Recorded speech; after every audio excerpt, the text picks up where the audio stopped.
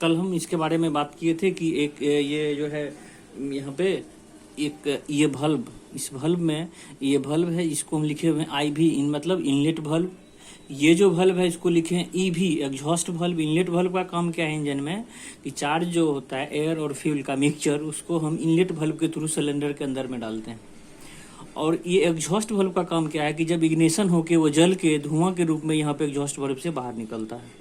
तो ये दो बल्ब होता है और इसके बीच में एक स्पार्क प्लग लगा हुआ रहता है। स्पार्क प्लग का काम क्या है, स्पार्क करके मतलब इग्निशन में हेल्प करने के लिए हम यहाँ पे स्पार्क प्लग यूज करते हैं एक पेट्रोल इंजन में। और डीजल इंजन में स्पार्क प्लग के जगह पे हम यूज करते हैं वो इंजेक्टर यूज करते हैं। तो इसीलिए यहाँ पे अभी हम बता रहे हैं ये स्पार्क प्लग यूज करके तो पेट्रोल समझना है, अगर इसी जगह पे अगर हम इंजेक्टर का यूज करते तो ये डीजल इंजन कहलाता। इसमें याद रखना है कि इनलेट बल्ब मतलब कोई भी चार्ज को हम इन करवाते हैं वो इनलेट बल्ब से, बाहर करते हैं तो एग्जॉस्ट बल्ब से। और यहाँ पे हम ये दिए हैं VC, कल ही बता दिए, इसको बोलते हैं क्लियरेंस वॉल्यूम। किसी भी इंजन में ये बीच में थोड़ा सा क्लियरेंस रहता है। क्लियरेंस इसीलिए दिया हुआ रहता है कि इसके अंदर में जो चार्ज आता है एयर और फ्यूल का मिक्सचर, उसको इग्निशन करने के लिए, जलाने के लिए कुछ स्पेस की जरूरत होती है, जिस स्पेस को हम बोलते हैं क्लियरेंस वॉल्यूम। अब ये इसको बोलते हैं पिस्टन।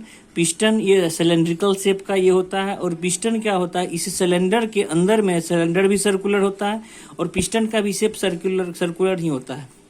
पिस्टन का काम क्या है, इस सिलेंडर के अंदर में टू एंड फ्रो मोशन करता है। मतलब ये जो पिस्टन है वो एक बार TDC से BDC, BDC से TDC, इसका मतलब ये जो कर रहा है वो टू एंड फ्रो मोशन कर रहा है। मतलब एक बार ये नीचे से ये BDC के पास आया, BDC से TDC पास जाएगा, तो इसको बोलते हैं to and fro motion. Piston का काम क्या है, इस यहाँ से ये TDC से BDC, BDC से TDC, तो ये BDC से TDC के बीच में जो ये स्पेस है, यहाँ पे जो वॉल्यूम होगा उस सिलेंडर का, उसको बोलते हैं स्वेप्ट वॉल्यूम।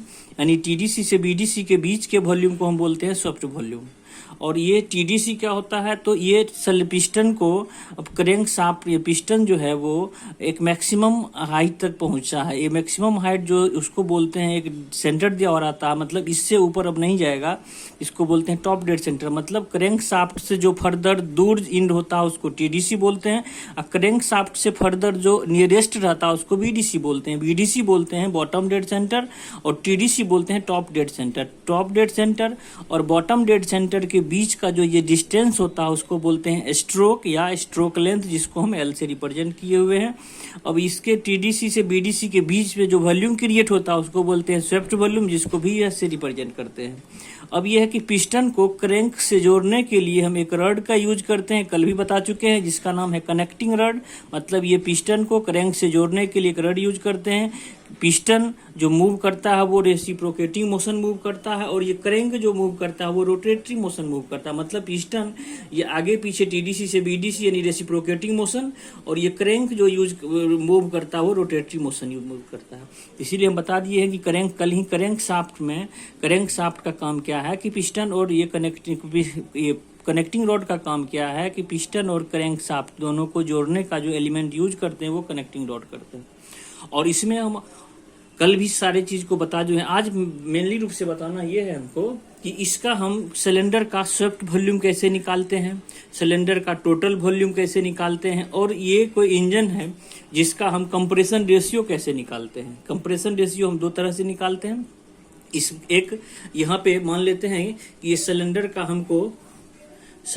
हमको दिया हुआ है, यहाँ से यहाँ तक ये सिलेंडर का ये हमको इंटरनल डायमीटर दिया हुआ है D, जिसको हम कल बता दिए, इसको बोलते हैं क्या, BORE, बोर बोलते हैं। बोर किसको बोलते हैं, सिलेंडर के इंटरनल डायमीटर को हम क्या बोलते हैं, बोर बोलते हैं, जिसको D से रिप्रेजेंट किए हुए हैं। स्ट्रोक लेंथ जिसको हम L से रिप्रेजेंट किए हुए हैं। तो पूछेगा बताइए इस सिलेंडर का स्वेप्ट वॉल्यूम क्या होगा, इस सिलेंडर का टोटल वॉल्यूम क्या होगा, और ये जो इंजन है इसका कंप्रेशन रेशियो क्या होगा। तो इसके लिए हम सबसे पहले हम बात करेंगे कि स्वेप्ट वॉल्यूम हम कैसे निकालते हैं। इसके लिए तो स्वेप्ट वॉल्यूम निकालने के लिए कहने का मतलब क्या है कि ये जो वॉल्यूम होगा, यहाँ पे जो वॉल्यूम क्रिएशन होगा सिलेंडर के अंदर में, इसी वॉल्यूम को बोलते हैं स्वेप्ट वॉल्यूम। तो स्वेप्ट वॉल्यूम निकालने के स्वेप्ट वॉल्यूम को VC से रिप्रेजेंट करते हैं, S स्वेप्ट वॉल्यूम, या इसी को हम बोलते हैं डिस्प्लेसमेंट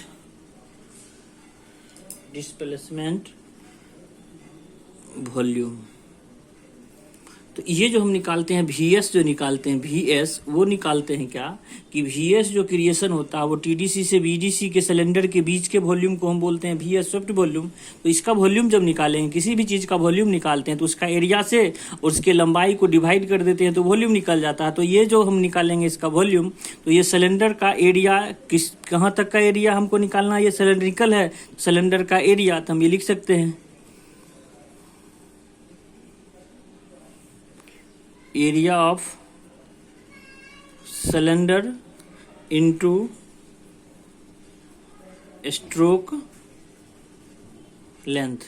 एरिया ऑफ सिलेंडर यानी सिलेंडर हमको सर्कुलर शेप का है, यानी सिलेंडर अगर इस तरह सर्कुलर शेप का होगा, यहाँ पे ये सिलेंडर अगर सर्कुलर शेप का होगा, ये सर्कुलर, अगर इसका डायमीटर डी दिया हुआ है तो इसका एरिया हम निकालेंगे। एरिया कैसे निकालेंगे, तो π/4 गुना d² इनटू, अब हम किस सिलेंडर जो इसका स्वेप्ट वॉल्यूम निकालेंगे वो कितने दूर के सिलेंडर का हाइट का, तो L हाइट का। L क्या है, length of stroke, length of stroke को हम L से रिप्रेजेंट करते हैं, इसलिए VS अगर यहाँ पे हम देते हैं तो ये क्या होगा π/4 गुना d² गुना क्या होगा L। ये जो वॉल्यूम निकलेगा वो हमको ये स्वेप्ट वॉल्यूम निकल गया। मतलब किसी भी अगर सिलेंडर का हमको कहेगा कि आप स्वेप्ट वॉल्यूम निकाल के दिखाए, इसका मतलब स्वेप्ट वॉल्यूम क्या होता है कि पिस्टन का वर्किंग वॉल्यूम, पिस्टन कितने वॉल्यूम में वर्क कर रहा है, पिस्टन का जो वर्किंग है वो TDC से BDC, उसी के बीच के वॉल्यूम को हम स्वेप्ट वॉल्यूम बोलते हैं। तो ये किसी भी सिलेंडर का हम निकाल सकते हैं। अगर उस सिलेंडर का हमको इंटरनल डायमीटर मालूम हो और उस सिलेंडर का हमको स्ट्रोक लेंथ मालूम हो, ये तो हम आसानी से उसका हम निकाल सकते हैं कि VS क्या होता है। अब ये है कि पूछेगा इसी जगह से कि इस जगह पे हमको कि ये टोटल वॉल्यूम ऑफ सिलेंडर क्या होगा, यानी VT का मतलब ये होता है यहाँ पे टोटल वॉल्यूम ऑफ सिलेंडर। तो ये हम लिख सकते हैं टोटल वॉल्यूम ऑफ सिलेंडर के लिए यहाँ से कि VT बराबर हम लिख सकते हैं कि VT मतलब टोटल वॉल्यूम ऑफ सिलेंडर। ये लिख सकते हैं कि VS मतलब कि यहाँ से यहाँ तक का स्वेप्ट वॉल्यूम, और प्लस यहाँ से यहाँ तक का ये जो गैप दिया वो क्लियरेंस वॉल्यूम, हम ये लिख सकते हैं। अब एक नया वर्ड आ रहा है कि कंप्रेशन रेशियो। कंप्रेशन रेशियो इस इंजन का क्या होगा, कंप्रेशन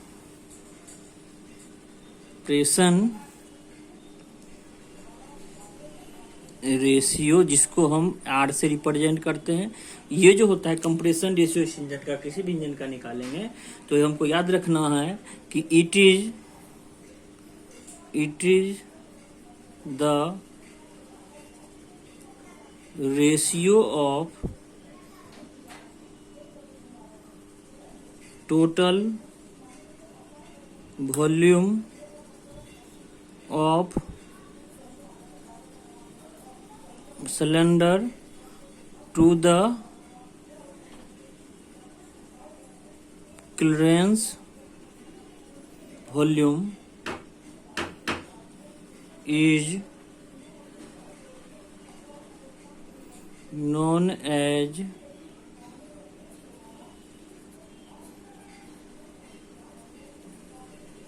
कंप्रेशन रेशियो। इसका मतलब ये है कि हम ये लिख सकते हैं यहाँ से कि कंप्रेशन R बराबर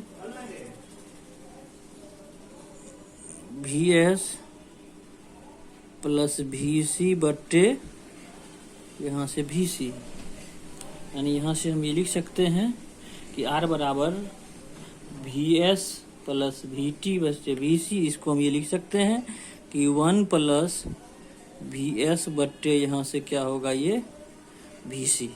जहाँ पे R जो है यहाँ पे हम लिख सकते हैं, ये जो R है वो कंप्रेशन रेशियो है। R का जो वैल्यू है वो ऑलवेज ग्रेटर देन ये 1, हर हमेशा R का वैल्यू 1 से